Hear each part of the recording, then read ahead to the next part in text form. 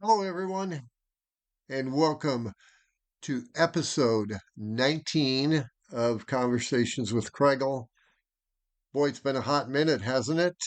Since we have been together on the podcast here. My last interviewee was Coach Mitch Stevenson, CrossFit athlete, and that was the part two interview I had done with him. Lots happened, time has gone by, summer's over, fall is here, and trying to get scheduling for interviewees, for getting people getting back from travel, from events, and so forth. The episodes come out when they come out. And so getting schedules together from my guest side, from my side, having the time that's free to sit down and do the interview.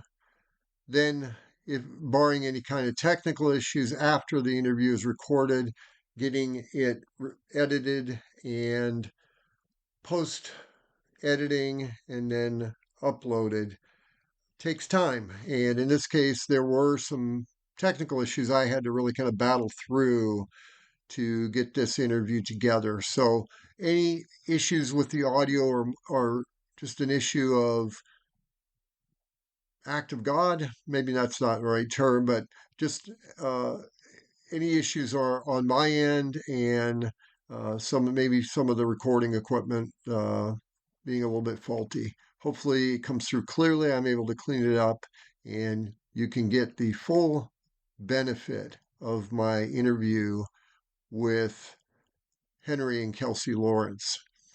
We talked for an hour and a half, and I edited this into two parts because normally I could edit about 25% out, but in this case, there just wasn't as much to edit out. It was just a great hour and a half conversation that we had.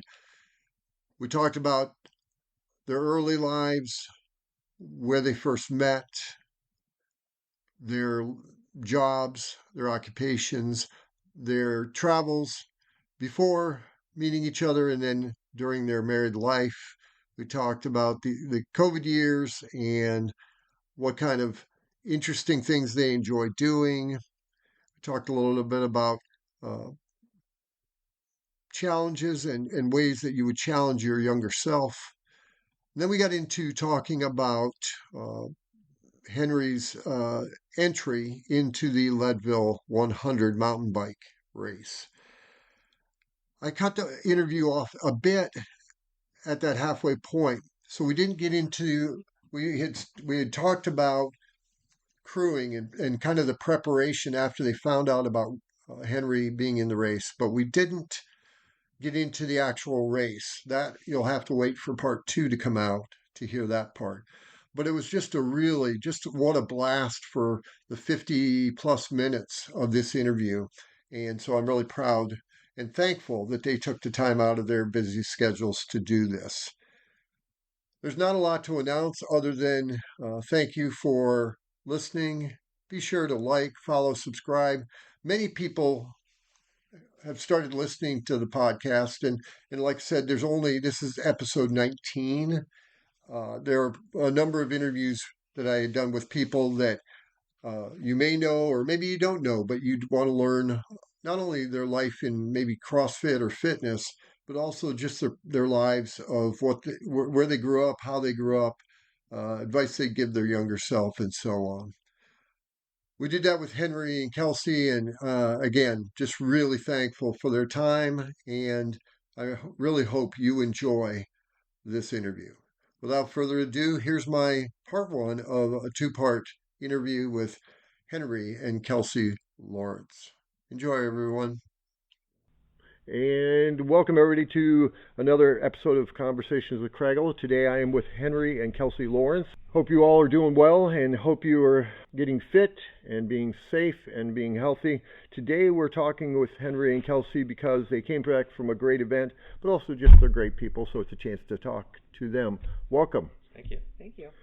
All right, so let's get started. So we're going to let both of them answer whatever questions they choose. So we'll see what kind of answers we can get from them.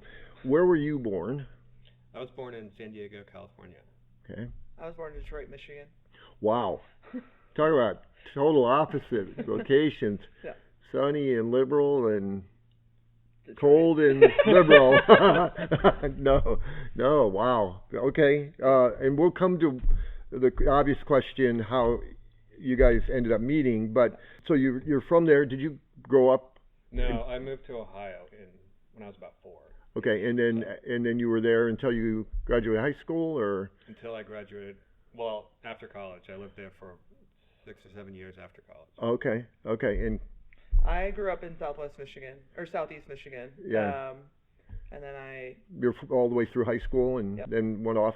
So college for you was in San Diego. No, in Columbus.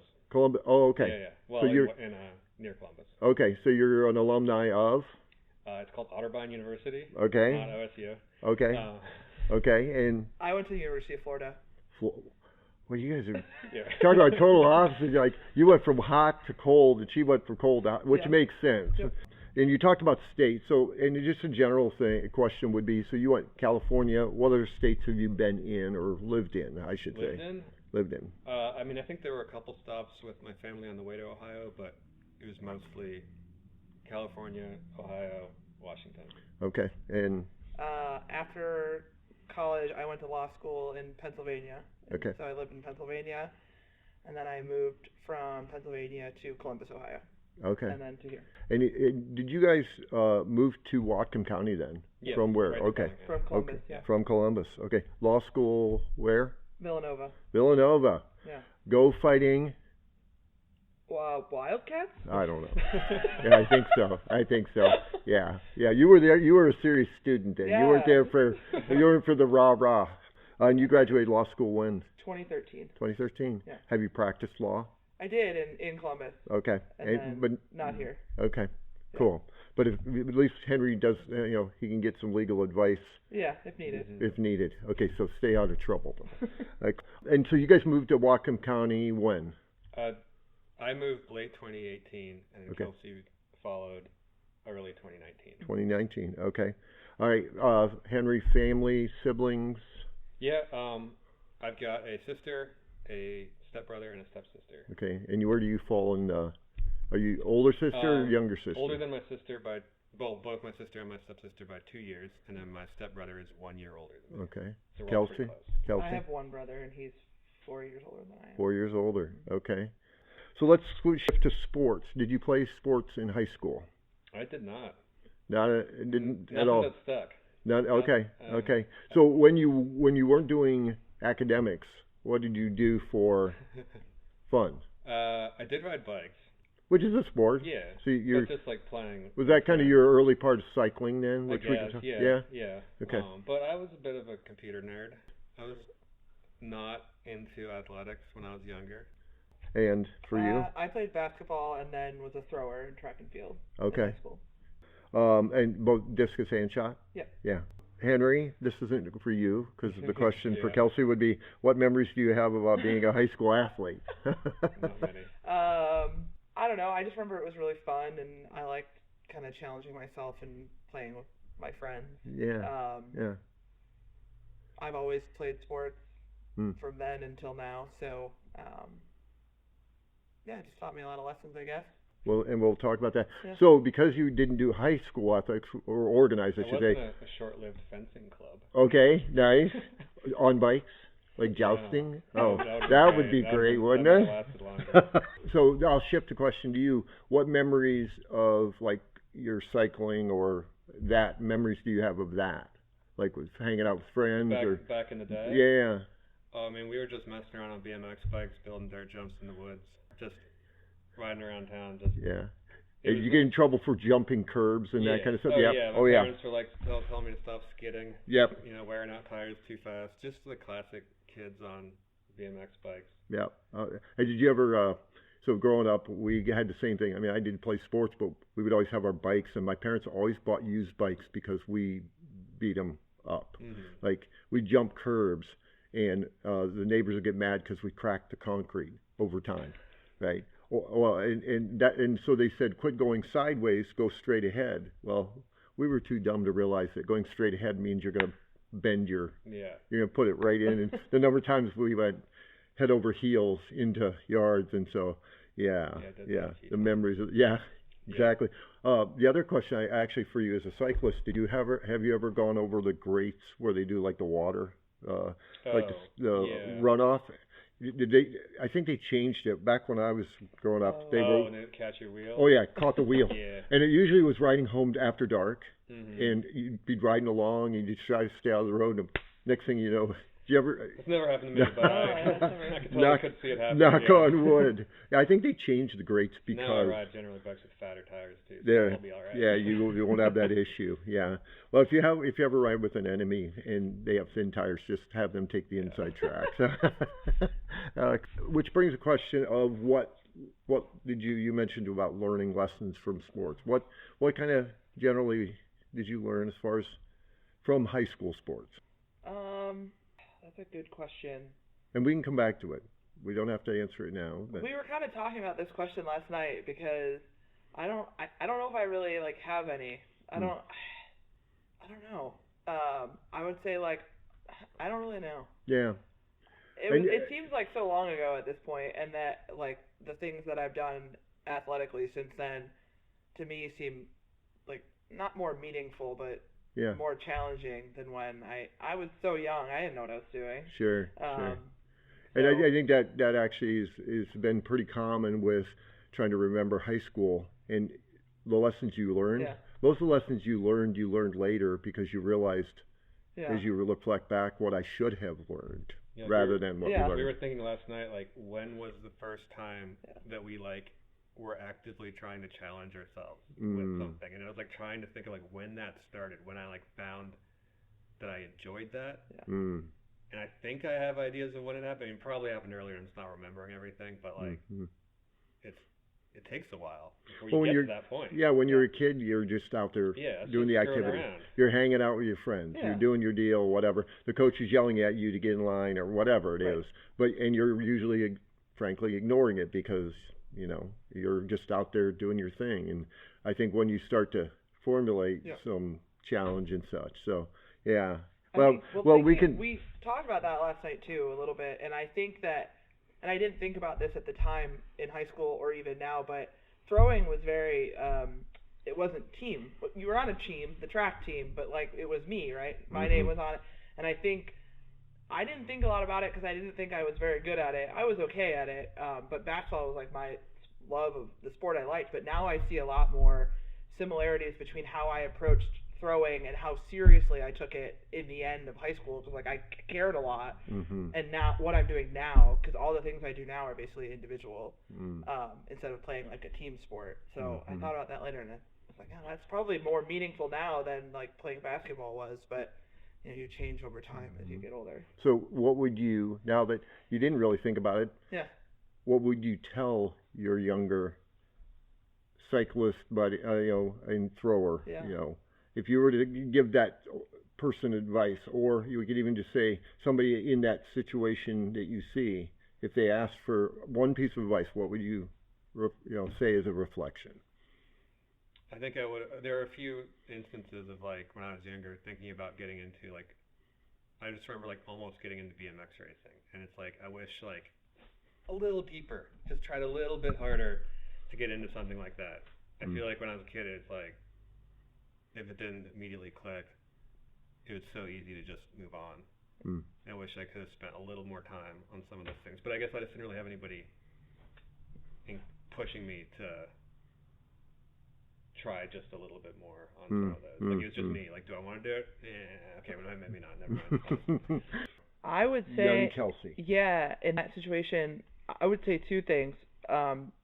You can try harder than you think, and then the second one would be, I don't know what the place is, but like let yourself go to the place that feels uncomfortable, because I don't think I ever did that until I was like over 30, and now I feel like I do it all the time. Yeah. And it's okay, and I don't know. It gets easier. I will tell you, you're way younger than me. It gets way easier to get to uncomfortable quickly. Yeah.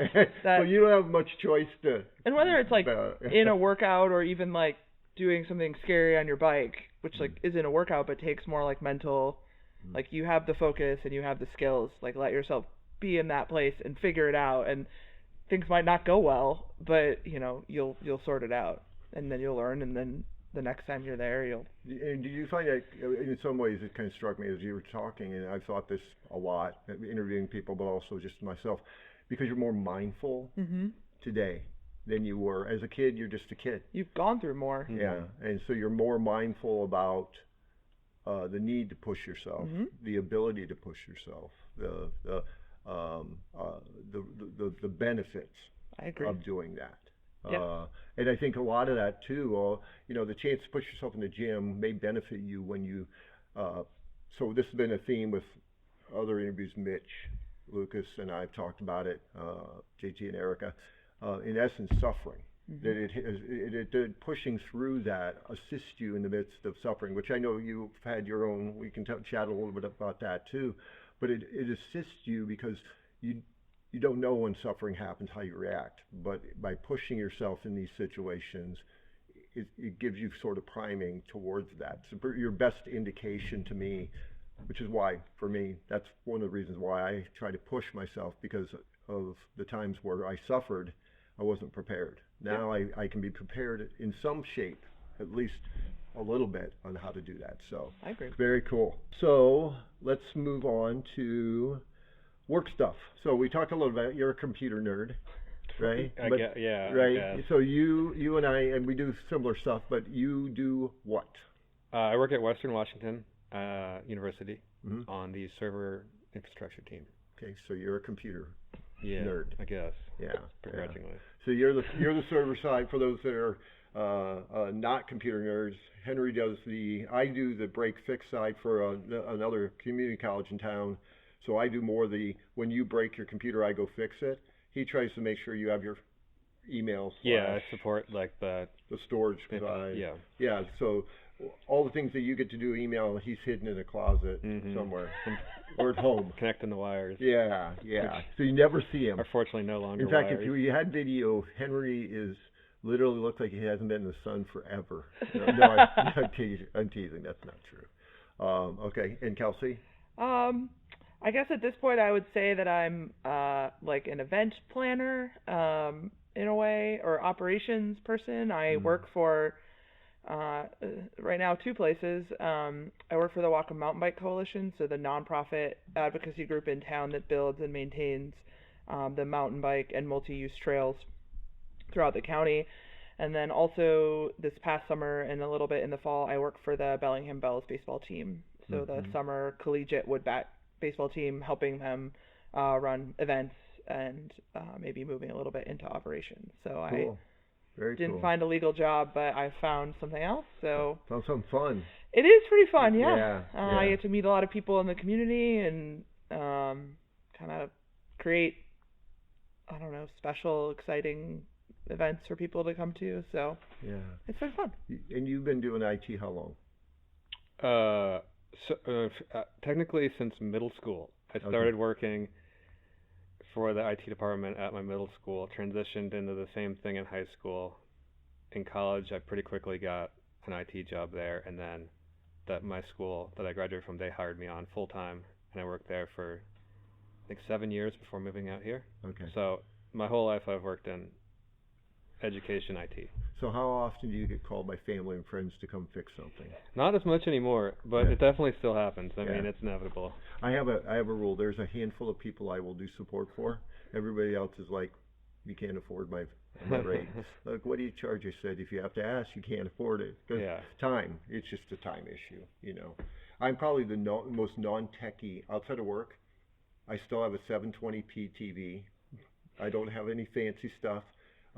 My laptop's probably the biggest technical thing, because if I don't get paid to work on it, it's frustrating to sit there working on it to me. Yeah. So I minimize my technology. So I don't think you do either. Yeah, our home tech is pretty. It's dialed, but it's simple. Yeah, and I will tell you, I've enough tech people. Very few once you get into the game. Yeah. Last thing you want to do is your own tech support. You don't want to do. It's like asking a lawyer to do their own legal stuff. They'll do it, but it's like you don't want to. I mean, so I get it. That's cool. And then for you were studied law, and you practiced law for a period of time. How long?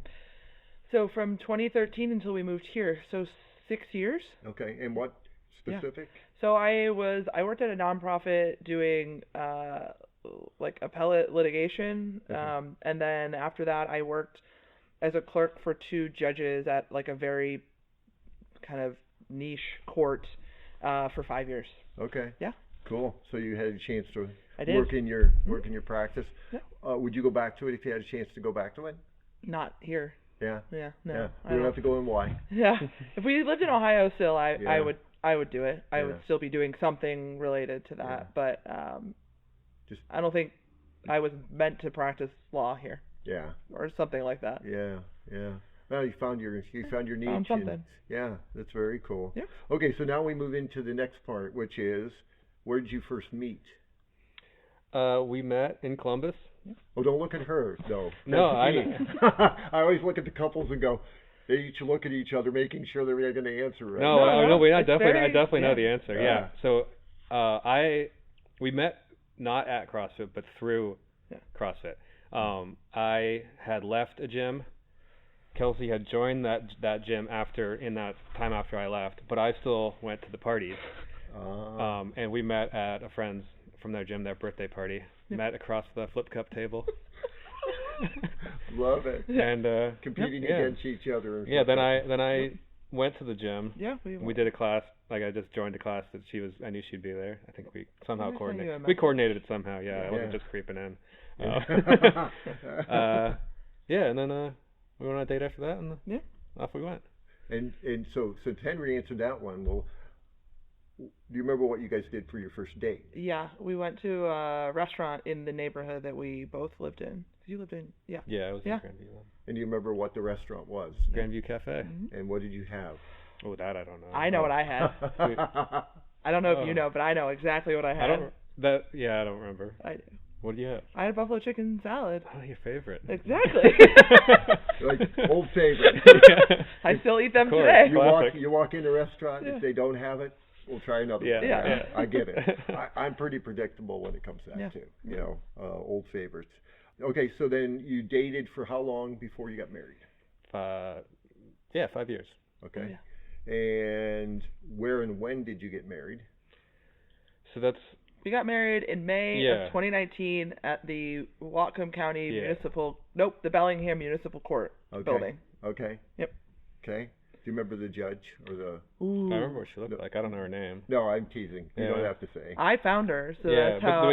we did communicate with her a bit before. So I don't remember her name. She was from Michigan, though. I do know. Really? That. But then our wedding was later. Okay, so you got married initially, but then you had We were supposed to have a party in March of 2020. Yeah. And so that got canceled. I wonder what happened. So we had to wait a year, and then we still May. What is it? 23rd. Okay. Right. So you guys got married in 2019, but then 2021 we had. I was actually supposed to be on a plane to go to Russia. Oh. And 2 weeks before COVID hit, canceled everything. Had to cancel my tickets and everything. And I told my kids get married. We watched it.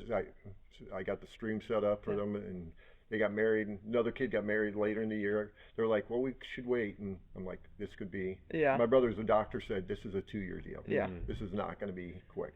So it's good you guys got married when you did, because you got the tax break too. Early tax breaks. Right? Yeah, I know. I get it. Okay, so all right, here's one for you. Somebody comes to you, they're going to get married. Each one piece of advice you'd give them about being married.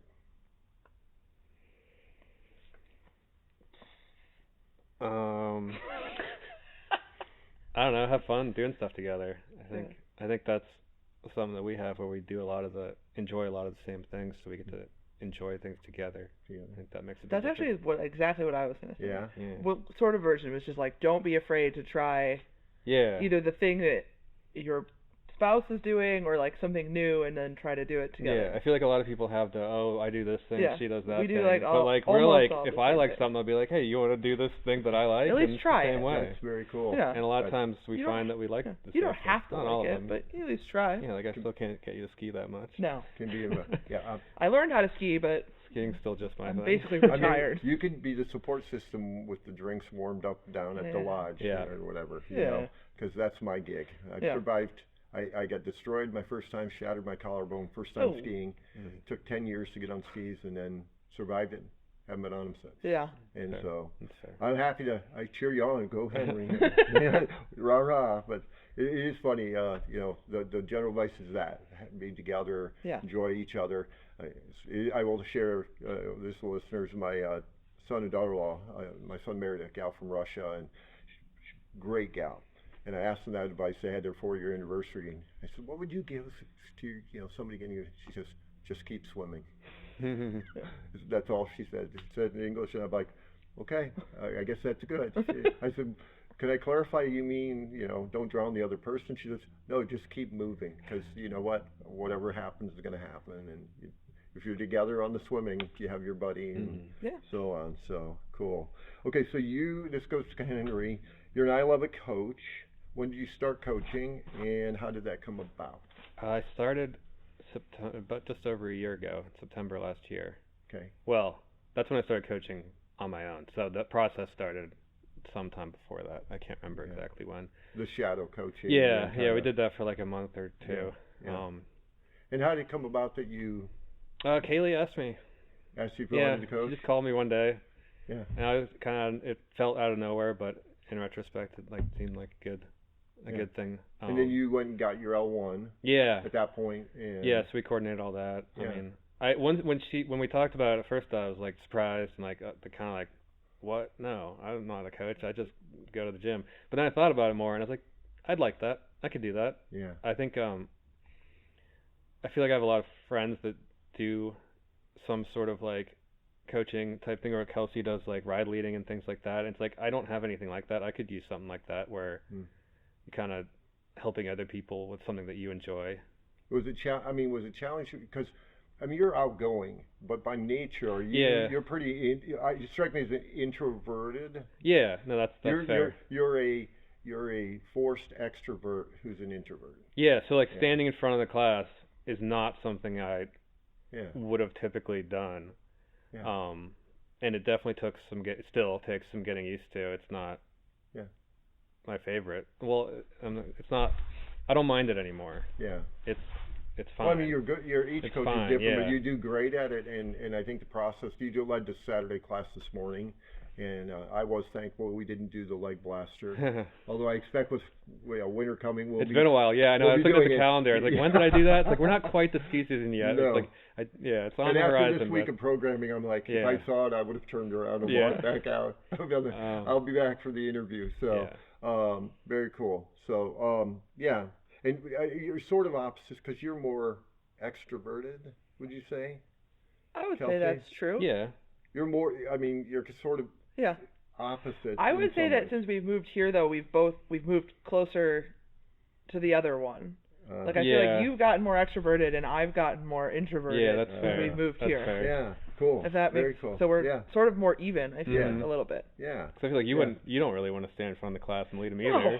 I like it for mountain biking. Yeah. But I wouldn't, It's kind of your element, though. Yeah. It's sort of, not that CrossFit isn't your element, but you're used to. So what do you like about coaching? I like seeing people grow. Like you develop these relationships with all of these people. Then like you actually see over time changes, and it's like super cool. And it's cool when you encourage those changes and then they actually like happen. And I've never really experienced that before. But I think also it just makes me be more intentional about my own CrossFit and like knowing what I'm doing and doing things correctly and knowing why I'm doing things and thinking about it more and just a deeper understanding and just more involved. And I like being involved in the gym. For you personally, it's helped you in that way. Yeah. And I like being part of the team. Yeah. I like being on the team. Yeah. And you guys actually just had seems like we always do the interviews after seemingly, but they had a coaches meeting. So, and again, I'll just shout out that if you're in the Linden area or Bellingham area, Whatcom County, check out CrossFit I Love It because they are intentional. They do have coaches meeting. They are constantly improving themselves, and that helps the members, which I am, be better. So that's very cool. Shout out to Matt and Kaylee for that. Okay, so we already talked about that question, how it's helped you. So you both done the Open, CrossFit Open? Mm-hmm. I have. How many have you done? I've done it twice. And Kelsey? I've done it 3 times. Okay. 2013, 2014, and 2024. So, okay. A little bit of a What year gap. did I do it? I thought it was 2016, but I don't know if I just made that date up. Oh no, I did 14, 15. I did it a long time ago. Yeah, I did it that's about right. 10 years ago, and I did it this year. Yep. You did it this year. My first one was Yeah. 10 years ago. That's what, and that then was this year. That was actually the follow-up was, when was your first? I actually went out with Mitch and asked. So this isn't so much an open question, but do you remember the first workout you ever did in CrossFit? Yes. Yeah, you do. I don't. Yeah. What was Death it? by thrusters. Yeah. You and Mitch both did first workouts with thrusters? Yeah. I Yeah. won't Yeah. forget. I mean, you remember because Yeah. So It's you don't entirely recall? possible. I don't know, because I dabbled in CrossFit on my own before I went to a gym, I think. Yeah. So I don't remember what concoction of workout I did first, and I don't remember what I first did when I went to Scioto the first time. But it probably was thrusters. It seems to be a theme. Yeah.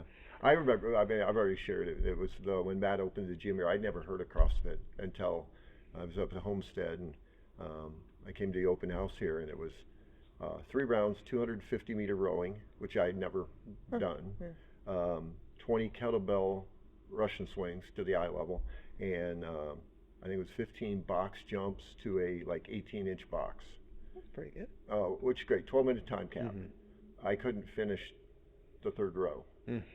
My son laughed at me. My son, who I came here, that was the whole reason we came, and so I actually yearly do that workout. I do it in my time, obviously. Yeah, sure. You can get time cap, but it's like one of those things where you'll never forget the first time, because I laid on the bench for about 20 minutes, and my son said to Matt, "Did you kill my dad?"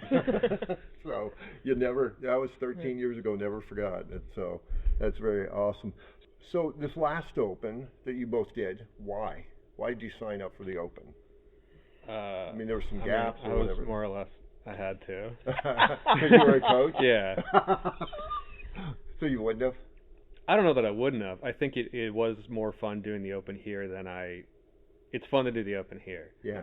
I don't really care about the Open itself. I'm not that super competitive in that space, but I did enjoy doing it here. I mean, I had a terrible every workout went wrong for me, but that's okay. I did kind of enjoy just getting kicked in the teeth. Yeah. It is a fun. And actually, why did you? Because Henry had to, and you had to. I think you wanted to. I was gonna do it no matter what. I think just. We skipped it our first year because we were gone for 2 out of the 3 workouts. But I also think that we in the last, this year will be our 3rd year here. I think in the 2nd year and a half part of that, we dedicated ourselves more to the gym, and it felt more right to do the Open and be part of what the community. The first year we came here, we were kind of just all over the place still. Yeah. And then we kind of dedicated ourselves to coming, and then I was like, okay, let's do this. Let's be part of it. It was great. I had a great time. It was super fun. And by the way, again, shout out. It is a blast if you're in the area. When the CrossFit Open happens in February, definitely check out CrossFit. I love it. Okay, so now we're going to shift gears to mountain biking and cycling. So when did you? Well, we already talked about you first kind of took up cycling in that when you were younger. So let's shift to how many miles approximately? Do you have an idea how many miles a year you put on? I meant to look that stat up. I mean, it's generally it's I don't know. 2,000 to 3,000. Yeah. Ish. Okay. And you get out how often during the week? When the weather's good, and I mean, probably right now it's not very much, but I would say it varies from riding once a week is all I get, or I'm out 3 or 4 days. It depends. It really depends, and I think I like that about it. Yeah. You don't have to There's not a schedule. Yeah, it's honestly, it's a lot of times just what I've got going on and how the weather looks. Yeah. And if I feel like it. Yeah. And you ride mostly in groups, by yourself, a little combination Both, of both? yeah, both. Whatever comes up. We've got a lot of friends that ride, so like we have a lot of social rides, and then a lot of times I just want to get out for a lap and just go blast a lap. And where's like the go-to if you have to get a ride in? Do you like? I mean, Galbraith. Galbraith is the easiest. Galbraith Mountain. Yeah. Mm-hmm. And then you lead rides regularly, weekly, or? No, a couple times a month. Okay. Yeah. And are they like, how long a ride are they? It depends. Usually about like 2 hours. Okay. I lead women, like rides for women through the mountain biking organization. Okay. And it's mountain biking, nothing road wise or any of that. Yeah. No. Yeah. Okay. Do you remember your first race? I just don't remember what my first actual race was. I think I did like a time trial race back in Ohio. But my first like, getting to what we'll talk about later, my first like big endurance race was in 2018. I think before that I'd just done some like shorter, little local. And how long was that? That was the 60 mile, it was 100 kilometers. So okay, yeah, 62-ish. 60, right? I think that's what it ended up being. Yeah. That was Mohican 100K in Ohio. It was at a mountain bike track. That was or a mountain gravel. bike. Yeah, it's like trails. I think that one's like probably like 60 or 70% single track with some gravel. Do you remember elevation? Like 7,000 feet of climbing. Okay. It's in a hilly part of Ohio. Okay. Ohio's not all flat. Yeah. Well, I'm an Iowa kid. It's clearly more hilly than Iowa. Yeah, it's like the hilliest but area. at least we can say we're more hilly than Nebraska. Yeah. So we got that for us. But and then so for both of you, how has cycling? I mean, we talked about CrossFit, but how has cycling helped you in your life physically, mentally, emotionally? Yeah, I mean, it kind of gives you everything. It's like a social activity. It's going out with friends. It's challenging yourself with not only physical stuff but like mental challenges. It's scary. I mean, we've got really gnarly trails around here, and it's legit. And you can challenge yourself in all sorts of different ways. Just sort of whatever you want to do. You want to do, just like physically challenge yourself. Easy, just go mash up some hills. And then also it's fun. It's extremely enjoyable. Like the descents around here are super, like just an absolute blast. It's like you can go out by yourself and just clear your head, go on a solo ride, just you can get whatever you want out of it. It's like it gives you back so much. Yeah, I kind of agree with what Henry said. I think a lot of people know. I sort of started riding in Ohio in 2018 with Henry, because he had not been riding for a while, and then I saw this bike in his storage because we didn't live together, and I was like, why don't you ride this bike? And he was like, I don't know. So we got it back out and started riding it, and that was literally it. Oh wow, this is fun. And then we moved in together, and we had 4 bikes in the garage, and I was like, well, I didn't know it would turn into this. And so I started riding with him, but then I got in March of 2018 diagnosed with breast cancer, so I was in treatment for like 8 months after that, and so I stopped riding because I crashed all the time because I was terrible, because I didn't know what I was doing. So I rode a lot of road, but then when we moved out here, I was like, well, I didn't really start riding until we moved here. I had no idea if I would really like it or not. I think he was like, I hope this works. And like Henry said, it kind of serves you in the ways that you need it. At least that's how I feel about it. Like when I came here, I was like, I had lost almost all of my fitness. I didn't really know what I was doing. I didn't know anybody, so I got a bike and I kind of just started riding it with Henry, with the friends that he had met, and it really like challenged me in ways that I needed after like kind of being through this whole like situation. And so it really brought me out of that. And then once I got fitness back, it was like what Henry said, like if you want to, I've never as an adult felt so scared as I have in certain moments on my bike, and honestly it's really bad, but I really like it. Like sometimes I'm like, I just want to, like, there's a feeling and like an endorphin rush after you do something really hard that requires both physical and mental performance at the same time. Like you have to look at the thing and control your emotions and your like negative feedback, like it's too scary, and like accomplishing something like that has brought me a feeling that I had never felt before, and like now I never want, like I would, like last weekend, same thing. We go to a bike park, bunch of scary stuff, and you're like, man, like that's it. So, I mean, it's been great. I didn't think I would love it as much as I did. Yeah, the endorphin dopamine hit that we all have our ways of getting it, but yeah.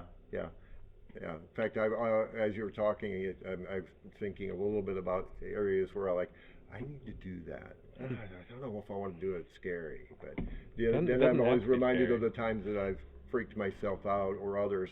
It's usually why I don't do stuff. I'll let people know when I'm going to do something, but I don't actually have people there, so I won't chicken out. Yeah. But then I need to know that somebody knows where I'm at, so I don't get found 3 days later, sort of thing. So that's cool.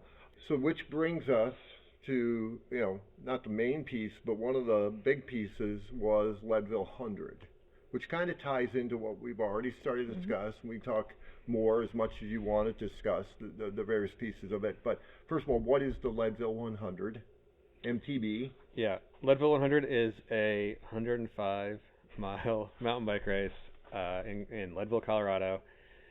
It is like a really well-known, prestigious endurance mountain bike race. Like, it's one of the premier races. It's at a very high altitude. The average altitude of the entire course is over 10,000 feet, and you summit up to 12,500 feet in the middle of the course. It's a mountain bike race, but it is not mountain biking like it is in Bellingham, or it's less single track. I think it's only like 3 or 4% single track, if that. And for those who aren't big bikers, single track means like a narrow dirt trail, like sort of what you imagine a mountain bike trail to be. Okay. It's more old like mining roads and actual just gravel roads. Okay. It's sort of like the race started in the 90s, and 94 is the 30th year of it. And it's very much, it's like 90s mountain biking. The course is relatively unchanged. It's like you're just ripping up a mountain and then just turn around and bombing back down a rough, rocky fire road or mining road, which is super cool because it's very fitness dependent. There is definitely technical skills required to go 35 miles an hour down a rocky road. But it's like a different kind of race than what you'd get out here. It's much more climbing focused. So it's like 12,000 feet of climbing over the 105 miles. So it's very climbing heavy. And we'll talk a little bit about the course here. You can kind of describe some of the sections of it. And so you mentioned it was in Leadville, Colorado, and I've asked you this, but how approximately from, let's say, Boulder or Denver? It's like 2.5 from Boulder. Okay. It's like south of Aspen and Breckenridge. Okay. It's up there with the mountain up in the mountain area. It's like not south of Vail. It's it's like 40 minutes from Vail. Yeah. And so it's very interesting. It's like I'd never heard Leadville, but of course I have mountain bikes, but it's not a focal point, so I probably wouldn't. It'd be like asking somebody who doesn't follow CrossFit about the CrossFit Games. Yeah, it's kind of a town that's only really it's not only known for the race. It's mostly well known for the race. The race is an old mining town that basically the mine shut down one day, and to sort of save the town, they started this race series. Initially started as a run, and then they added the mountain bike component. I'm not sure when the run started, like late 80s maybe. But that was the whole thing, was this town struggling. Everybody one day everybody in town lost their jobs, and then some Ken and Mary Lee, they're still there. They're still shooting off the shotgun to start you off, or doing the speeches and stuff. They're still there, but they started this thing to just bring money into the town, and it's like awareness.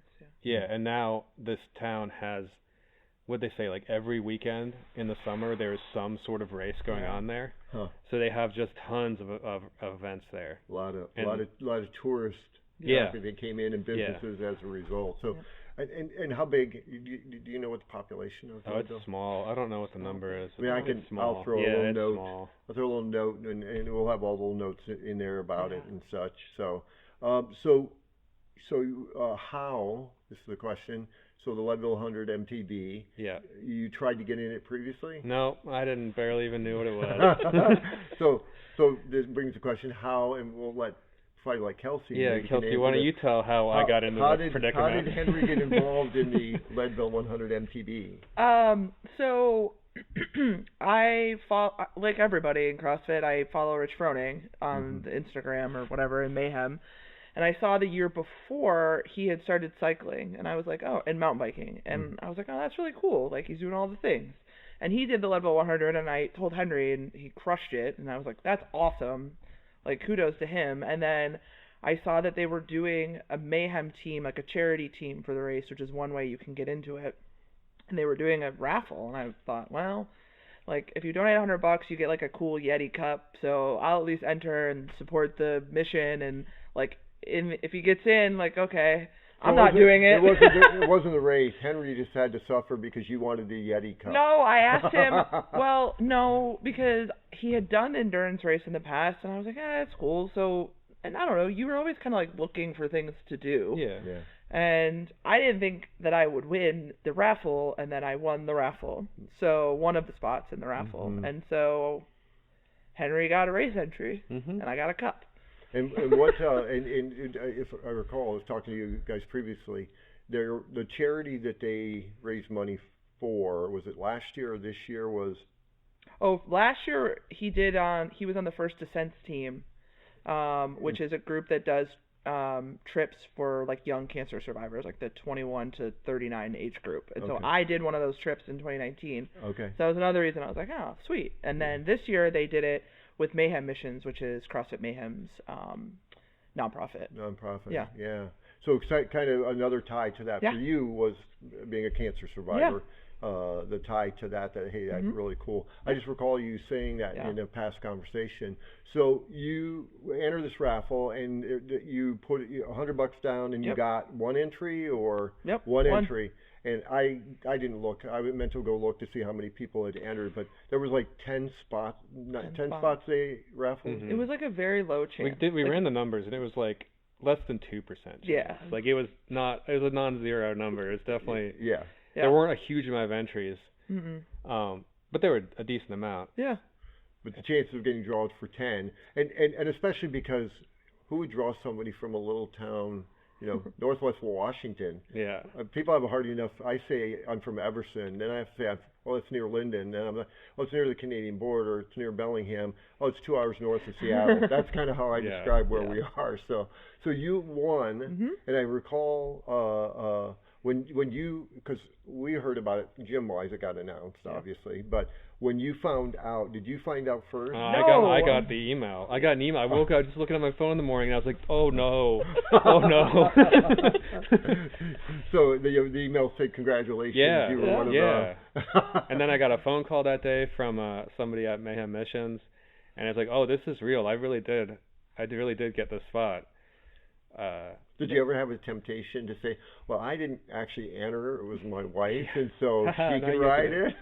No, I wanted to do it. I actually double checked when I entered that if I entered the ticket, I didn't have to do it. The old clause, right? I was like, the other person can do the race, right? So then it's interesting, how quickly after you got the email, did you hear it pretty quickly? Oh, yeah. He woke up. She was right next to me. I was sleeping. I was like, oh, no, look at this. Because they did it in Central Time, so 2 hours ahead of us. And then there was, like, Rich on Instagram reading off the names. I was like, oh, he said my name. It's real now. Yeah. So you found out you won when? It was, like, February-ish. Yeah. Okay. Like, late February. And the race happened? August 10th. Okay. So at that point, and you've been riding, but you hadn't been train riding. Yeah, it was winter too. Yeah. So you were on those once in a while rides. I was skiing mostly, and then. So then, and I'm kind of not off the rails, but so once that happened, how quickly did the plan come together for how you were going to train? Or I started immediately. Yeah. I started before I accepted it. It was that day. I got my trainer set up again. I did so that when you train indoors, you have it's called functional threshold power. It's like the power number that you use to base all your workouts off. and you do a test called the ramp test. There's a couple different tests, but the ramp test is the shortest one. And I did it that day. I was like, I've got to get my training going. I'm doing the ramp test tonight. Everything's set up. I'm going to figure this out. Got the training plan starting tomorrow. Talk about an endorphin dopamine hit. Yeah, it's like, I was like, I'm behind. I'm already behind. I'm behind. I got to go. So I did that, and then, then I just kept training there. Yeah. And then, so you trained all the way up till like 2 weeks out? I mean, I trained all the way up there. Yeah. I mean, it depends on what you mean it's training. I was still riding. You're still riding. I took one day off. And what did you? I mean, as far as did you use a particular like software or app? Yeah, it's called Trainer Road. Okay, is that the one that they kind of pointed you towards one day? Yeah, which was great because I was already using it, and then they gave me a free year. Oh, nice. So, very good. So win-win. Yeah. So you use that to train with. And then, did you have to go to? Did you prep yourself for support? Oh yeah. Yeah. You were going through your own training, like at home. I mean, we talked about it all the time. Like, we did a drive somewhere. I don't remember which drive it was, but to Colorado. Yeah, it was a long drive, and we listened to like 7 hours straight of like a Leadville podcast. It was just like we're just looking up every episode that was talking about like crew. And how to crew it. Yeah. Because it's complicated. Yeah, for sure. It's there's something about that race and the way it's set up that like, and it's partially because everybody does their own crewing. Yeah. Like there is neutral aid, but it's like the way to do the race is to have your own crew. And you don't, as the crew person, you don't want to be the reason that the race gets messed up. There's a lot that rides on that. You have to be prepared. Right. Because then suddenly I'm stranded without food. Right. Yeah. Right. Which is really interesting too, because we have recently here again. You did Leadville. You know, we have ultra runners. We should talk to JT and Erica and Art. Art. Yeah. Okay, I get he and his brother. I know both of them, but Art and the preparation that goes into not just the racing but the crewing side is what strikes me. Is because exactly that was the thing. You don't want to be the reason the person falters. Yep. Because they're. So you need to I felt like I needed to know as much as he did. About and you the do. race. You have to know. You're like the brains that keep. I just got to keep pedaling. Yeah. On that day, that's like it. Everybody says it, and it's totally true. Like my job is just to keep pedaling. Yeah. And to shovel food in my face every 30 minutes. She's got all the logistics to deal with. She's driving around, going to different spots, getting herself in the right position, waiting for me, flagging me down. Yeah. But and you got thousands, because at that point, which brings I'll get a little bit ahead, but you weren't in the first heat. It's not like it's a mass start. No, it's in corrals, so it's sort of wave starts. And usually, is it like the people? Do you get to pick your corral, or do you put in there based on previous finish? Or there's different ways to get in different corrals. Because of the charity entry, we were up 2 corrals earlier, so we had a slightly better starting position. Okay. But if you have, so now if I was to do it again because of my time, I would be up another 2 corrals. Okay. So there are ways to do. There are other qualifying events if you place well enough in these events, you can get your starting. So what corral from the first corral you were in? Do you remember what corral? There's so many. You were in blue. I was in blue. Yeah. And so your time, the actual start time of the event began at like. If I recall, it was like 6 a.m. I think one of the pro waves goes out at 6:15. It went at 6. That was 15 minutes. And then there's a pretty big gap before the whatever the next corral is. Okay. Then it was quick. And then it sort of just felt like they just let us all go. Chaotic. Yeah. But my start time, at least I don't even know what time I actually started. It was 6:42 and 30 seconds. Was the time. So it was very delineated on the start list, but then in the end it was just the mob started moving, and then it's like, oh we're going. Yeah. So and the reason for getting in an earlier corral is so you're not fighting through so many people because there's a lot of traffic because of the single track. Yeah. So even being in blue made a big difference because the corral behind me has basically everybody who has no qualifying stat, like no finish time, no bump up at all. Yeah. They're all back there, and there's a lot of them. A lot of people are just like they sign up for the race. That's where they're going to be. Yeah. And it's good to be ahead of those people. Yeah. Because it starts off with like a downhill road, then people sort of shift positions and stuff. But then it pretty quickly gets into a climb where there's like an easy line that's like the good line. Yeah. But then you're like stuck in this conga line, and to make passes you have to go out in the rough gravel, and one person will mess up, and suddenly everybody has to start pushing.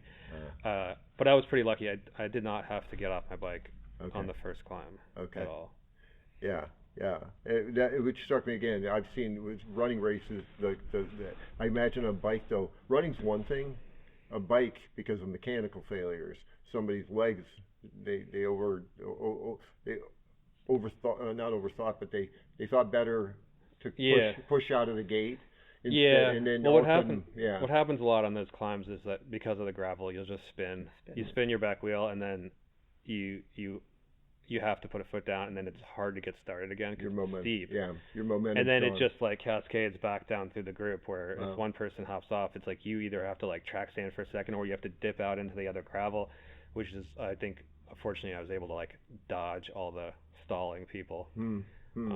Which is good. So when you do it next, I'm probably way ahead of the game. And there you have it, everyone. I won't repeat everything we covered. We covered a lot of ground, and I was so thankful in this part one to learn so much about Henry and Kelsey, and just their story, the wonderful laughter we shared, and I hope you caught that and enjoyed that part also. I won't go into so much of what we covered. You listen to it, and the exciting part is there is a part two where we get more into the run up to the Leadville 100 bike race, the race itself, stories of crewing from Kelsey, and then kind of some of the post talk about the experience and so forth. So again, thank you so much for joining. If you haven't already, subscribe, like, and then go back and check on the other interviews I've done. This is episode 19, which means you have 18 other episodes you can go back and listen to some great interviews and stories with folks. There's not much more else to share, but did want to just share with you. Enjoy your day. Be kind to yourself. Be kind to those you love. And if in some way you find yourself in a position to be of service, and if not, find ways to serve others, even in some small way. I look forward to seeing you again for episode 20. In the meantime, this is Jonathan Kregel for Conversations with Kregel.